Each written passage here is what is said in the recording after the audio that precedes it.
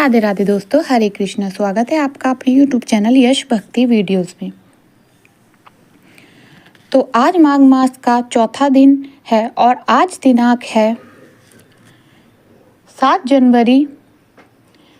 जनवरी दिन बुधवार। साथ ही साथ आज माघ मास कृष्ण पक्ष की चतुर्थी तिथि भी हर साल इस तिथि पर सकट चौथ का व्रत रखा जाता है, जिसे तिलकुटा चौथ या माघी चौथ भी कहते हैं। आप सभी को माघी चौथ और सकट चौथ की ढेर सारी शुभकामनाएं। महात्म्य का चौथा अध्याय, उससे पहले सुनिए भगवान के एक भक्त की बहुत ही सुंदर और धार्मिक कथा। एक बार नर्मदा के पवित्र तट पर एक छोटे से गांव में गिरिवर नाम का एक राजदूत रहते थे।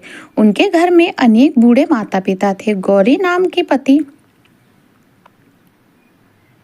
पतिव्रता पत्नी थी और एक पुत्र था जिसका नाम था उदा। खेती करके उनके परिवार का गुजारा होता था। गिरिवर और उसकी पत्नी वृद्ध माता पिता की सेवा किया करते। घर में सभी भगवान के भक्त थे। बालक उदा भी माता पिता की भक्ति के प्रभाव से बचपन से ही भगवान के नाम में मगन रहने लगा था। गिरिवर का भगवान की दया पर पूर्ण विश्वास था। वे बात बात पर कहा करते कि भगवान जो भी करते हैं सबके कल्याण के लिए करते हैं। हालांकि गिरिवर की यह धारणा सच्ची थी, फिर भी गांव के कुछ दुष्ट लोग उसके पीछे और कभी कभी कोई तो सामने भी कह दिया करते थे कि घर में सारे सुख हैं, खाने को भरपूर अन्न है, अनुकूल पत्नी है, पुत्र है, माता पिता है। तब ऐसा कहने में क्या लगता है कि भगवान जो कुछ करते हैं सब कल्याण के लिए करते हैं। अरे किसी पर कष्ट पड़े ना, तब पता लगेगा कि भगवान सब कल्याण ही करते हैं या नहीं। बात सच्ची है। दुख में भी जिसका भगवान पर विश्वास बना रहे और जिसका भगवान की दया पर विश्वास बना रहे, उसी का विश्वास सच है। गिरिवर का विश्वास सच्चा विश्वास था। कुछ समय बाद उनके माता पिता का देहांत हो गया। गिरिवर को इस बात का दुख हुआ कि सेवा का सौभाग्य नहीं रहा।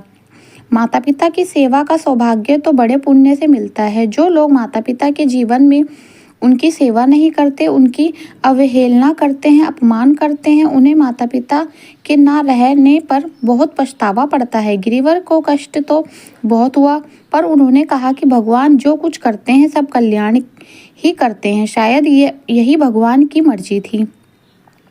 थोड़े दिनों बाद गिरिवर का 8 वर्ष का पुत्र उदा नर्मदा जी में स्नान कर रहा था कि उसे किसी घड़ियाल ने पकड़ लिया। बालक चिल्लाने लगा, हे ठाकुर जी बचाओ। माँ किनारे पर रोने चिल्लाने लगी। बहुत सारे लोग दौड़ भी, पर देखते ही देखते वह बालक पानी में अदृश्य हो गया। घड़ियाल उसे गहरे पानी में खींच कर ले गया। गौरा अब रोती पीटती घर पहुंची। गिरिवर उस समय भगवान की पूजा समाप्त करके उठे थे। उनके मुख से अभ्वास वास निकल गया, जैसे कि वह हमेशा कहा करते हैं कि भगवान जो भी कुछ करते हैं सब कल्याण ही करते हैं। लेकिन जब उन्हें पता चला कि उनका पुत्र घड़ियाल के पेट में चला गया है, तो ऐसा कहने के बाद उन्हें कुछ संकोच हुआ। उन्होंने ऐसा लगा कि शायद उन्हें ऐसा नहीं करना चाहिए था। तब गिरिवर ने अपनी पत्नी को समझाते हुए कहा कि देखो, संसार में कोई किसी का नहीं है। जो इस जन्म में पुत्र बना, पता नहीं किस जन्म में वह हमारा पिता, भाई, शत्रु फिर कोई रह होगा। यह तो एक धर्मशाला है। सारे जीवन अपने अपने कर्मफल भोगने यहाँ आते हैं। जिसका कर्मफल जब समाप्त हो जाता है, जिसका भोग जब समाप्त हो जाता है, तब वह यहाँ से चला जाता है। इसमें भला शोक करने की क्या बात है। उसी दिन एक महात्मा उनके घर आए हुए थे। उन्होंने उनके सामने ही कहा कि यह संसार तो भगवान का बगीचा है। हम लोग तो बगीचे के माली हैं। माली का काम बगीचे की सेवा करके उसको उत्तम फल स्वामी को समर्पित करना है। अगर स्वामी खुद ही बगीचे के किसी फल को पसंद करके ले ले, तो यह तो मालिक के लिए और भी प्रसन्नता की बात है। उदा तो इस बीच का सबसे सुंदर उपहार था और बगीचे के स्वामी ने यानी भगवान ने उसे स्वयं बुला लिया। तो हमें तो प्रसन्न होना चाहिए, शोक नहीं करना चाहिए। भगवान की इस सृष्टि में कोई वस्तु नष्ट नहीं होती। पदार्थ बस एक स्थान से दूसरे स्थान पर चले जाते हैं। इसी तरह जीव भी नष्ट नहीं होते और तुम्हारा उदा भी भगवान की कृपा से कहीं उससे भी अच्छी जगह हो सकता है। तुम उसके लिए चिंता मत करो, दुख मत करो। भगवान का भक्त था, रोज कीर्तन करता था। घड़ियाल द्वारा पकड़ लिया जाने पर भी उसे भगवान को ही पुकारा, इसलिए तो वह भगवान के धाम में ही गया होगा। और ऐसा पुत्र के लिए फिर तुम शोक क्यों करती हो? सच्ची माता का तो कर्तव्य है कि वह पुत्र को सुख पहुंचाए, और भगवान का आनंदमय धाम में पुत्र गया, इससे तो बहुत तुम्हें प्रसन्न होना चाहिए। उदा मरा ही गया तो इसका क्या ठिकाना हो सकता है? वह जीवित ही हो, किसी ने उसे मारा हुआ थोड़ी ना देखा है। और फिर किसी भी दशा में तुम्हें शोक नहीं करना चाहिए हो सकता है वह तुम्हें फिर भी कभी मिल जाए। तो भगवान कुछ करते हैं, सब कल्याण ही करते हैं। तब गौरी ने कहा कि मेरा तो मन कहता है कि मेरा पुत्र अभी जीवित है, वह चाहे जब मिले पर मुझे मिलेगा जरूर, ऐसा मेरा मन कहता है। पत्नी की बात सुनकर गिरिवर बोले कि वह मिले या ना मिले, हमें यह चाह क्यों हो कि वह हमें मिलेगा। और अब तक भगवान ने हमें एक सेवा सौंपी दी थी तो उसे करते थे, अब दूसरी सेवा सौंपेंगे तो उसे भी करेंगे। जो स्वामी की सेवा से जी चुराता है वह नमक हराम है, और जो स्वामी की वस्तु को अपनी समझता है वह तो निरार बेईमान है। हमें स्वामी जी जो सेवा दे हमें उसी को सावधानी से करना है। ऐसा अपनी पत्नी को समझाकर गिरिवर घाट पर गए, फिर पता लगाया, और जब कुछ पता लगा तो वापस खाली हाथ घर लौट आए। उन्होंने कहा कि मेरी माता पिता होते तो आज उन्हें बड़ा कष्ट होता। उनके पहले ही संसार से बुलाकर भगवान ने उनको और हम सब की कल्याण ही किया है। माता पिता रहे नहीं, पुत्र को घड़ियाल ले गया। अब भला खेती का झंझट क्यों किया जाए? खेती का आधी में दूसरे को दे दिया गया, आधी पाती में अब तो अनाज मिलता था, उसी से गिरिवर और उसकी पत्नी का काम मजे से चल जाता था। ठाकुर जी की सेवा पूजा भी खूब होती थी। अब गिरिवर भगवान का ध्यान करते, पूजा पाठ करते, पुराण सुनते और विष्णु सहस्त्रनाम का पाठ करते। उनकी पत्नी का भी अब पूरा समय भगवान की सेवा में ही लगता। गिरिवर अपनी पत्नी से कहते, देखो उदय होता तो क्या हम इस प्रकार से भजन में लग पाते? भगवान ने उसे हटाकर हम लोगों को अपनी सेवा में लगा लिया। भगवान जो भी करते हैं सब कल्याण ही करते हैं। तब उसकी पत्नी कहती, सचमुच भगवान ने हम पर बहुत बड़ी कृपा की है, परंतु माता के हृदय से अपने पुत्र की स्मृति नहीं गई। उसे बार बार अपना पुत्र उदा याद आ रहा ही जाता था। उधर उदा की पानी में लेकर घड़ियाल डूब गया था। वह कुछ ही दूर गया था कि उस घड़ियाल पर किसी दूसरे बड़े घड़ियाल ने आक्रमण कर दिया। इस लड़ाई में उदा घड़ियाल के मुख से छूट गया। वह जल के ऊपर आकर फिर डूबने ही वाला था कि पास से एक जाती हुई नौका का कुछ लोगों ने उसे उठाकर नौका पर रख लिया। नौका पर पहुंचकर वह बालक मूर्छित हो गया। बात यह थी कि उस प्रदेश का राजा चंद्रसेन की सेवा संतान नहीं थी। रानी के मरने पर उनके मन में वैराग्य का उदय हुआ। अब उन्होंने संन्यास लेने का विचार किया। अचानक उसके पिता के गुरुजी जो एक सिद्ध योगी थे उनके यहाँ आए, फिर बोले, बताया कि एक अनुष्ठान करने से एक सयोग्य पुत्र तुम्हें मिलेगा जो अपने माता पिता का राज्याभिषेक के दिन तक भूले रहेगा, और उसे शिक्षा देकर सुयोग्य बनाकर तब राज्य सौंपकर तुम संन्यास ले सकते हो। अब गुरुजी के साथ वन में आकर राजा ने अनुष्ठान किया। अनुष्ठान पूरा होने पर नौका पर बैठे हुए नर्मदा जी में मछली को अन्न खिला रहे थे। ठीक उसी समय डूबते हुए उदा को देखकर उन्होंने नौका पर उसे उठा लिया। उदा के पैरों में घाव था। घड़ियाल के पकड़ने का महाराज उस बालक को राजधानी ले आए। 31 दिन बाद वह मूर्छित पड़ा रहा। इस बीच चिकित्सा होने पर उसके पैर का घाव ठीक हो गया। होश आने पर वह अपने माता पिता आदि सबको भूल गया। अब उसे केवल इतना याद था कि वह एक क्षत्रिय है और उसका नाम उदा है। फिर उसे यह बात बताया गया कि महाराज चंद्रसेन ही तुम्हारे पिता हैं और तुम्हारी माता महारानी कमला देवी परलोक जा चुकी हैं, तुम्हारा नाम उदयराज है। अब राजकुमार उदयराज की शिक्षा के लिए सुयोग्य गुरुओं की नियुक्ति हो गई। यह बहुत ही प्रतिभाशाली थे, भगवान के भक्त थे, प्रजा का सुख दुख अपने सुख दुख से भी अधिक महत्व रखते थे। उनके लिए विजयनगर के महाराज की पुत्री से उनका विवाह हो गया। महाराज चंद्रसेन ने उन्हें यह शिक्षा और योग्य समझाकर राज्याभिषेक की तैयारी की। फिर उन्हें राज्य सौंपकर महाराज स्वयं संन्यास लेकर भगवान का भजन करने के लिए वन में जाने के दर निश्चित भी कर चुके थे। उधर देश में भीषण अकाल पड़ गया। अन्न के बिना लोग मरने लगे और तिनके के बिना पशु गिरवर और गौरी को। इधर अब ठाकुर जी की पूजा में भी कठिनाइयाँ होने लगी। घर में उनके जो कुछ भी था उसे बेचकर जब तक काम चला तब तक उन्होंने चलाया। आखिरकार अंत में भगवान की श्री मूर्ति का भरा पुरोहित को सौंपकर और पूजा खर्चा के लिए गौरी के सोने की नथ देकर भगवान का नाम लेते हुए वे दाम्पत्य घर से निकल पड़े। गांव से निकलकर रात को वे लोग एक वृक्ष के नीचे लेटे हुए थे। तभी रात में एक काले सांप में आकर गौरी के पैर पर काट लिया। गौरी विष से झटपटाते हुए भगवान का नाम पर उच्चारण करने लगी और फिर अंत में भगवान का नाम लेते लेते ही उसकी सांसें रुक गई। तब गिरिवर के मुख से निकला कि भगवान जो कुछ करते हैं सब कल्याण ही करते हैं। अब भर वे अपनी पत्नी के मृत देह के पास बैठे रहे, कीर्तन करते रहे। सांप के काटते व्यक्ति जलन नहीं चाहिए, इसलिए सुबह सवेरे गौरी के देह को कंधे पर उठाकर उन्होंने नर्मदा जी में प्रवाहित कर दिया। अब गिरिवर अकेले रह गए। उनका वैराग्य और तीव्र हो उठा। भगवान को पाने की लालसा हृदय में बड़ी प्रबल रूप से जागृत हो गई। उनके प्राण तड़फ आने लगे। एक दिन एक वृक्ष के नीचे बैठे बैठे वह फूट फूट कर रोने लगे, भगवान को पुकारने लगे। पुकारते पुकारते वे मूर्छित हो गए।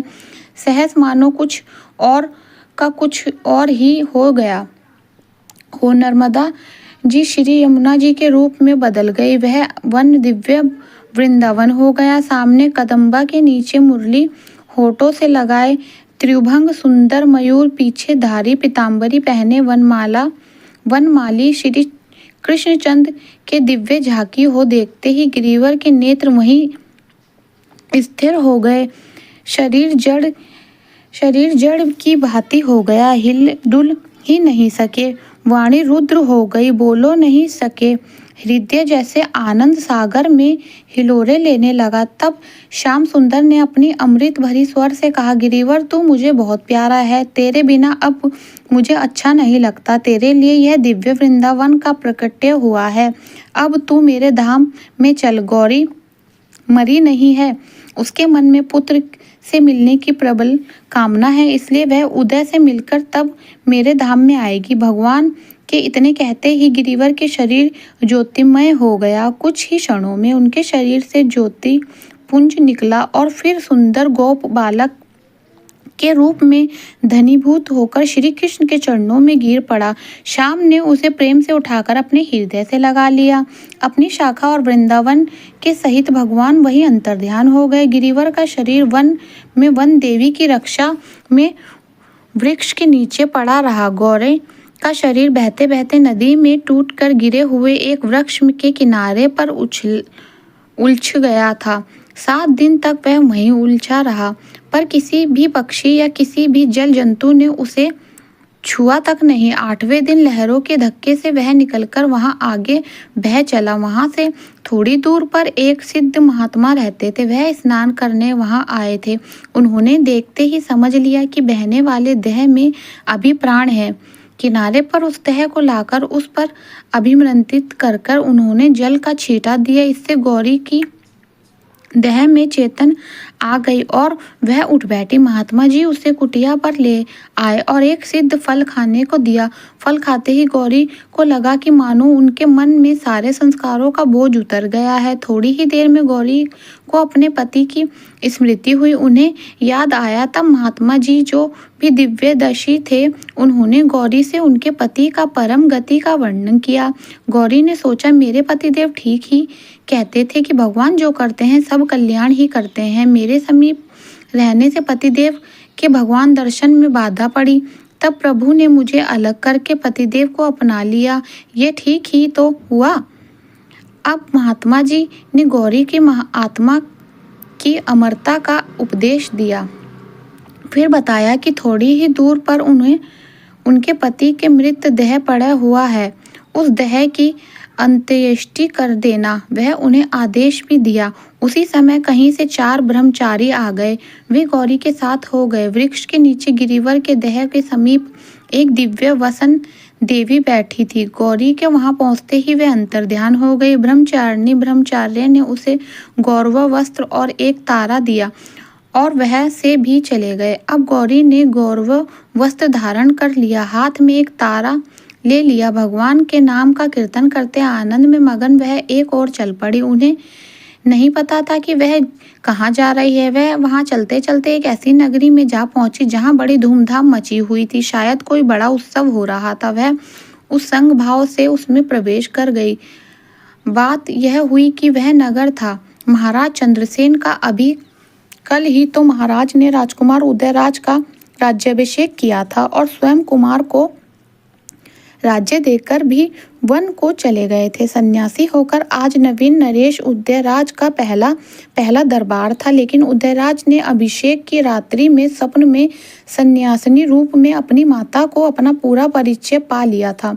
वन जाने से पहले महाराज चंद्रसेन ने भी उनको जल में पानी से लेकर अब तक की सारी बातें बता दी थी। इसलिए वे अपनी माता के दर्शन पाने के लिए तीव्र उत्कष्ट गया कि कोई भी सन्यासिनी आते ही महाराज को समाचार तुरंत पहुंचाए जाए। अब गौरी के नगर में पहुंचते ही उदयराज को समाचार मिला। वे स्वयं दौड़ते आए और पहचानते ही मां के कहते हुए चरणों में गिर पड़े। गौरी ने उन्हें उठाकर हृदय से लगा लिया। फिर अरे मेरा उदा ऐसे कहकर वह रोने लगी। उस समय पूरा दरबार स्थगित हो गया। पुत्र माता के राजमहल में लेकर आए। फिर गौरी ने पुत्र के मुख से पूरी बातें सुनी। उदा के भी पिता की भगवान प्राप्ति के समाचार मिला। गौरी के मन में पुत्र से मिलने की जो इच्छा थी वह भी पूर्ण हो गई। अब उसकी अस्तित्व नष्ट हो गई। अब वह वन में जाकर भजन करना चाहती थी, किंतु पुत्र ने आग्रह करके उनको इस बात पर राजी कर लिया कि वह नगर से बाहर कुटिया में रहेगी। अब उनके लिए कुटिया बना दी गई।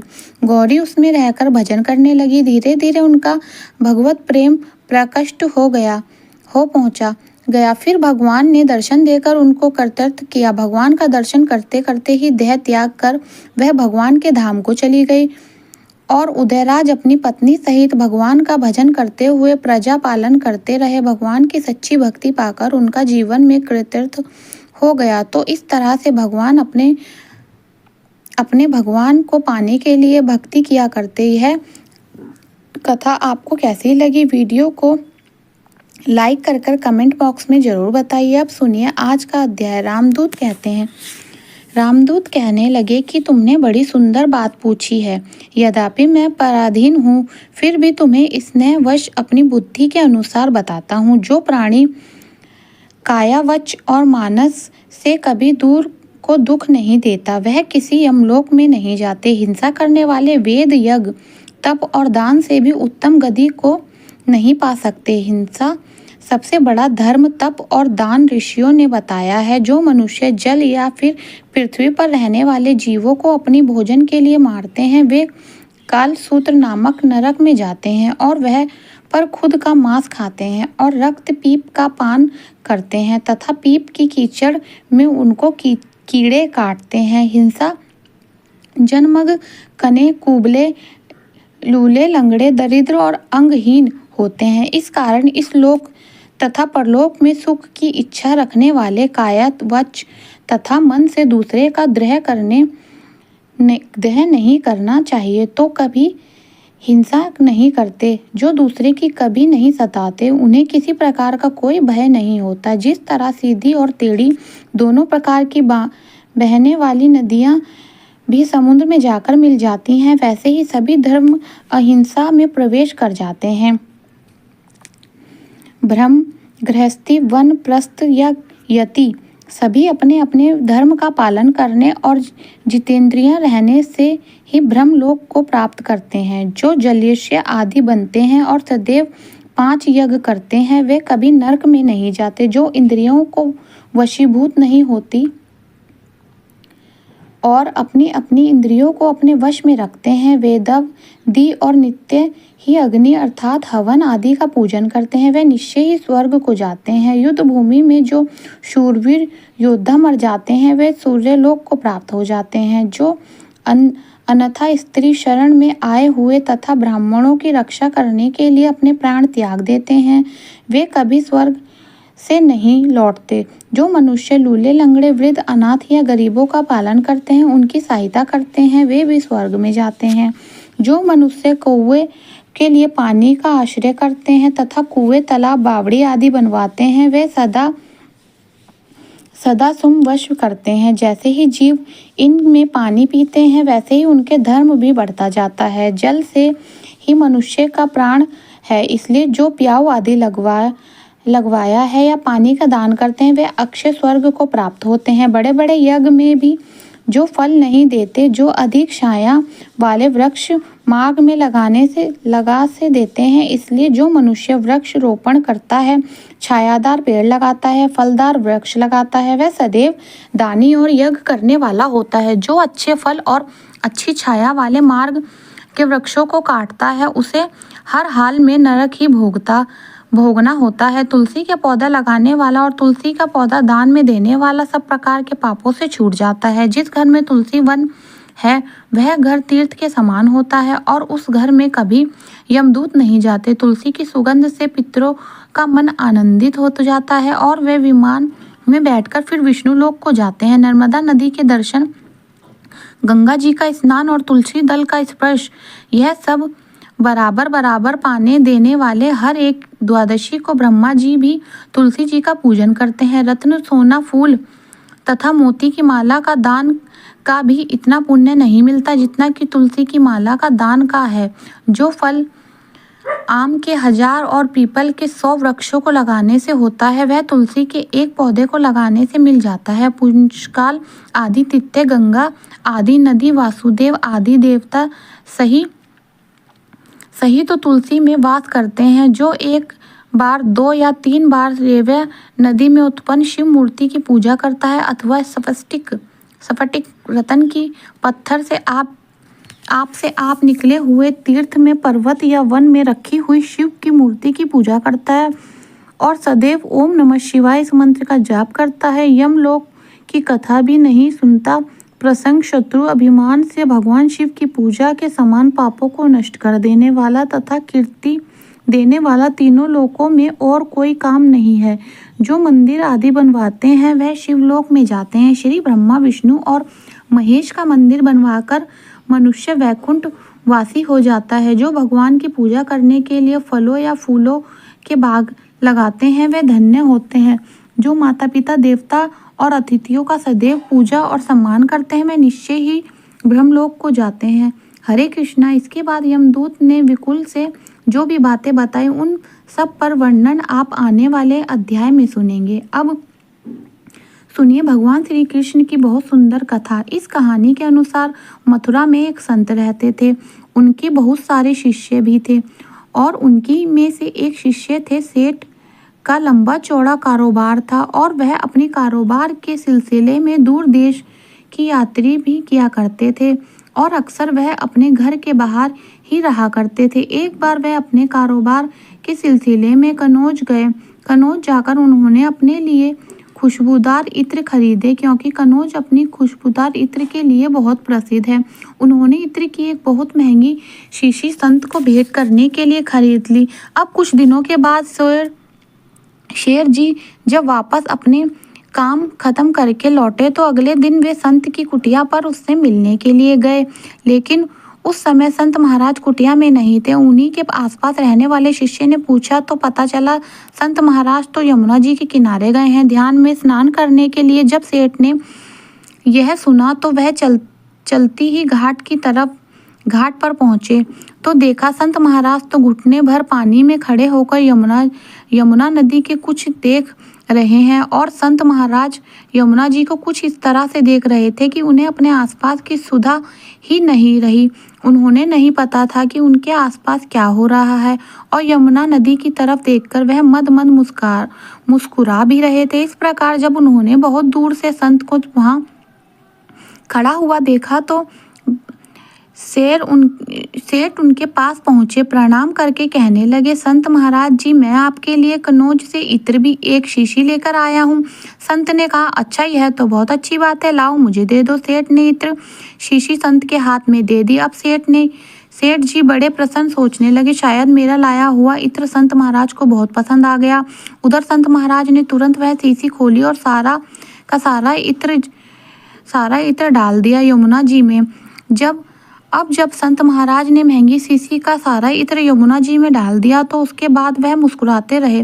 सेठ यह सारा दृश्य देख रहा था। यह देखकर वह एकदम से उदास हो गया और सोचने लगा कि एक बार भी संत महाराज ने इस इत्र को प्रयोग नहीं किया, उसे सूंघा तक नहीं और बिना सूंघे बिना देखे सारा का सारा इत्र डाल दिया यमुना जी में। सेठ जी यह सारा का सारा दृश्य देखकर बहुत उदास खड़े हुए थे, लेकिन उन्होंने कुछ बोला नहीं और चुपचाप उदास मन से वापस अपने घर लौट गए। अब कई दिनों तक सेठ जी उदास होकर सोच रहे थे कि मेरा लाया हुआ महंगा इत्र संत महाराज ने सूंघा तक नहीं, प्रयोग तक नहीं किया और बर्बाद कर दिया। काफी दिनों के बाद जब उनकी उदासी कुछ कम हुई तो वह वापस फिर से संत महाराज की कुटिया में उनके दर्शन करने के लिए चले गए।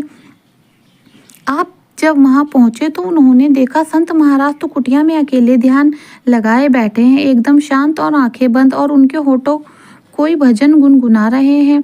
आहट हुई तो उन्होंने आंखें खोलकर देखा तो द्वार पर सेठ जी खड़े हुए थे। प्रसन्न होकर संत महाराज ने उन्हें अपने पास बुला लिया और कहने लगे, आओ आओ सेठ जी, मैं तो तुम्हारा ही इंतजार कर रहा था। उस दिन तुम्हारा इत्र तो बहुत बड़ा काम कर गया। सेठ जी को विश्वास नहीं हुआ, बड़े आश्चर्य हुआ। हैरान के साथ वह संत महाराज की तरफ देखने लगे, फिर पूछने लगे। जब उन्होंने कुछ नहीं समझा तो खुद ही पूछने लगे, मैं कुछ समझा नहीं। संत महाराज सुनकर संत ने कहा, उस दिन यमुना में राधा जी श्री कृष्ण की होली हो रही थी। राधा जी ने श्री कृष्ण के ऊपर रंग डालते के लिए जैसे ही बर्तन में पिचकारी डाली, बस उसी समय मैंने तुम्हारा लाया हुआ इत्र बर्तन में डाल दिया और इत्र की तरह सारा इत्र पिचकारी से रंग के साथ श्री कृष्ण के शरीर पर चला गया। बस फिर क्या था, भगवान कृष्ण इत्र की महक से महकने लगे। तुम्हारा लाए हुए इत्र ने श्री कृष्ण की राधा रानी की होली में एक नया ही रंग भर दिया और तुम्हारे कारण ही मुझे भी श्री कृष्ण और राधा रानी की कृपा प्राप्त हो गई। सेठ जी चुपचाप बड़े हैरान परेशान और अपनी आंखें बड़ी बड़ी कर संत महाराज को देखते रहे। उनकी समझ में कुछ भी नहीं आ रहा था। यहाँ तक कि सेठ जी को तो संत महाराज की बातों पर विश्वास भी नहीं हुआ। उधर संत महाराज ने जब सेठ की आंखों में अविश्वास की झलक देखी तो कहने लगे, शायद सेठ जी तुम्हें मेरी बात पर विश्वास नहीं हो रहा है। एक काम करो, जाओ और मथुरा में सभी श्री कृष्ण राधा और मंदिरों के दर्शन कर आओ, फिर कुछ कहना। सेठ जी मथुरा में स्थित सभी राधा रानी और भगवान कृष्ण के मंदिर में गए। उन्होंने जब दर्शन किया तो उन्होंने एक बात का एहसास किया कि जितने भी मंदिर वे दर्शन करने गए उन सभी मंदिरों में श्री कृष्ण और राधा रानी की मूर्ति में अपने लाए हुए इत्र की महक उन्हें महसूस हुई। अब सेठ जी का इत्र श्री कृष्ण और राधा रानी के स्वीकार कर लिया था। जब इत्र प्रकार एहसास कर संत महाराज की कुटिया में वे वापस लौटे तो संत महाराज के चरणों में गिर पड़े। सेठ जी की आंखों में आंसू की धारा बह गई। तब कहीं जाकर सेठ जी को संत जी की कही बातों पर विश्वास हुआ। तब उन्हें पता चला कि किसी अधिकार से संत महाराज ने यमुना नदी में सारा का सारा महंगा इत्र डाल दिया था। सेठ जी की आंखों से आंसू को गिरते देख संत महाराज की आंखें भी अपनी भगवान को याद की गीली होने लगी। इसलिए सदा यह याद रखना कि संत महात्मा भले ही हमारे जैसे दिखते हों, लेकिन वे हर वक्त अपना ध्यान सिर्फ अपने भगवान में लगाए रखते हैं और हम जैसे के यह अधिकार तब प्राप्त होता है जब हम भक्ति की राह में आगे बढ़ते हैं, यह हमारे मन में अपने भगवान के प्रति श्रद्धा और विश्वास बढ़ जाता है। दूसरी तरफ संत महाराज का पूरा जीवन, पूरी दुनिया ही एकमात्र भगवान होते हैं, इसलिए हमें भगवान के साथ साथ संत महाराज का भी सम्मान करना चाहिए। आप लोग यह कथा कैसी लगी है प्लीज़ कमेंट कर ज़रूर बताइएगा। राधे राधे।